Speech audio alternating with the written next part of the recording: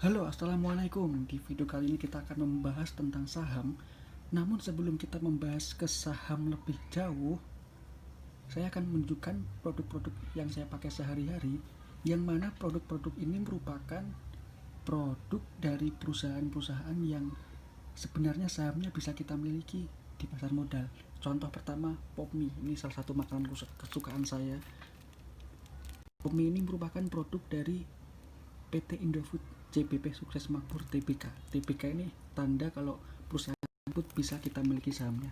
Nah, ini alat mandi ini saya hampir menggunakan Unilever di semua produknya. Contoh, saya mandi dan menggunakan sampo Dove dari Unilever, menggunakan sabun Lifebuoy dari Unilever, menggunakan odol atau pasta gigi Pepsodent dari Unilever, dan saya mencuci baju pun memakai Rinso produk dari Unilever.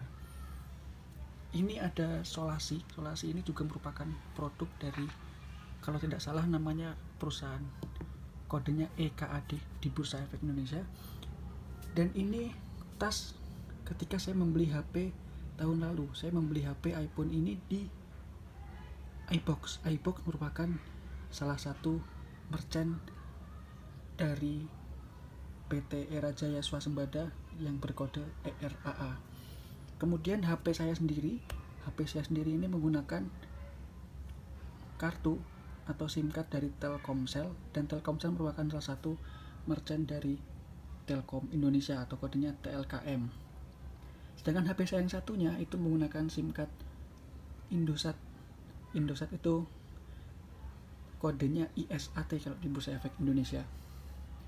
Dan mungkin teman-teman sekalian juga punya produk-produk yang dipakai sehari-hari yang sebenarnya kalian bisa memiliki saham tersebut di pasar modal daripada hanya menggunakan produknya. Nah, sebenarnya apa sih saham itu? Jadi saham itu secara simpel, itu pengertiannya merupakan bukti kepemilikan nilai dari suatu perusahaan. Nah, di situ teman-teman bisa lihat bahwa ada beberapa logo perusahaan yang mungkin teman-teman itu sering pakai produknya sehari-hari. Terus apa bedanya saham sama instrumen investasi yang lain kayak deposito? Deposito itu merupakan salah satu instrumen investasi yang tergolong aman, risiko rendah, dan liquid atau gampang dicairkan. Tapi menurut saya nggak worth it. Kenapa? Karena modalnya minimal jutaan, kalau saham itu hanya ratusan ribu. Kemudian imbal hasilnya rendah. Ya, saat ini rata-rata bunganya 5% setahun. Misalkan kita punya 30 juta, itu 5% setahun itu hanya 1,5 juta. Dibagi 12 bulan, dan sebulan itu hanya menerima 125.000 masih dikurangin pajak. Kemudian bagaimana instrumen investasi lain, misalkan emas? Saya setuju bahwa emas merupakan penjagaan nilai mata uang yang bagus saat krisis dan gampang dicairkan juga. Tapi saat ekonomi bagus, emas itu cenderung harganya naiknya lambat. Kemudian cenderung rugi kalau jangka pendek. Ini akan saya kasih contoh. Untuk emas batangan Antam, saat video ini dibuat, per gramnya 938.000. Kemudian saya akan ngasih simulasi bila kita membeli 10 gram emas batangan Antam dan menjualnya pada jangka pendek.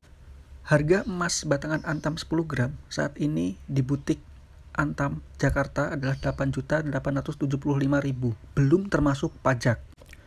Nah, bila teman-teman saat ini akan membeli emas batangan Antam, di setiap pembeliannya itu akan dikenakan pajak sebesar 0,45% bagi yang punya NPWP dan 0,9% bagi yang nggak punya NPWP.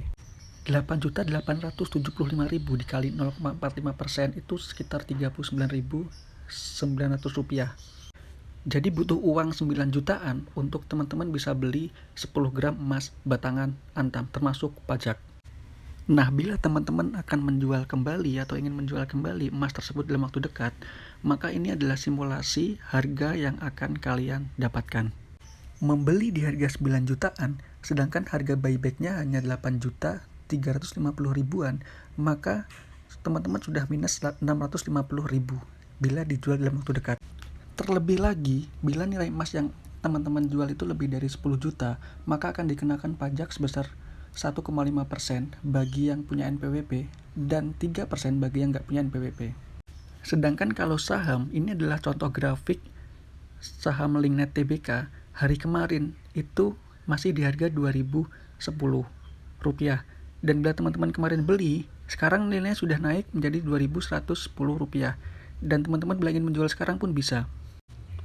Bila beli pada hari kemarin dan menjual pada hari ini, maka sudah untung sekitar 4,98%. Itu yang dinamakan capital gain dari saham. Jadi, perbedaan antara emas dengan saham, itu kalau saham masih bisa diperjualbelikan dalam jangka pendek, sedangkan emas sebaiknya jangan diperjualbelikan dalam jangka pendek. Kemudian bagaimana perbedaan antara saham dengan investasi properti? Yang ingin saya tekankan adalah perbedaan harganya. Kita butuh modal yang besar untuk membeli sebuah properti baik rumah ataupun tanah. Ini adalah contoh dari harga per lembar saham dari PT Telekomunikasi Indonesia. Bagi teman-teman yang pakai Telkomsel atau WiFi-nya langganan IndiHome, berarti pemasukan dari pulsa yang teman-teman beli, paket data yang teman-teman beli, itu akan masuk ke PT Telkom ini. Dan ini merupakan salah satu perusahaan BUMN yang melantai di bursa. Apa itu BUMN? BUMN itu adalah perusahaan yang sebagian besar sahamnya dimiliki oleh negara. Jadi, kita pun sebenarnya bisa memiliki saham dari BUMN tersebut. Contohnya, dalam hal ini adalah PT Telekomunikasi Indonesia. Saya akan mensimulasikan bila kita ingin membeli saham dari PT Telekomunikasi Indonesia ini. Aturannya, pembelian saham itu minimal 1 lot atau 100 lembar saham. Saat ini, harga per lembar saham dari PT Telekomunikasi Indonesia ini berkisar di Rp3.080. Rp3.080 dikali 100 sama dengan Rp308.000. Jadi kita hanya memerlukan uang sebesar Rp308.000 untuk bisa memiliki 1 lot saham PT Telkom Indonesia. Jauh lebih murah bila dibandingkan dengan kita membeli sebuah rumah atau tanah yang harganya bisa mencapai ratusan juta. Nah, itu tadi adalah pengenalan saham dan perbandingan saham dengan instrumen investasi lainnya seperti emas, deposito, dan properti. Di video selanjutnya, kita akan membahas tentang konsep sumber permodalan sebuah perusahaan agar kita semakin paham mengenai modal dan pasar modal. Jangan lupa subscribe channel ini apabila ini bermanfaat bagi teman-teman semua. Dan jangan lupa like and share video ini agar orang lain juga dapat merasakan manfaatnya. Terima kasih sudah menonton dan jangan lupa tinggalkan komentar bila ada yang ingin ditanyakan atau ingin didiskusikan. Assalamualaikum dan video selesai.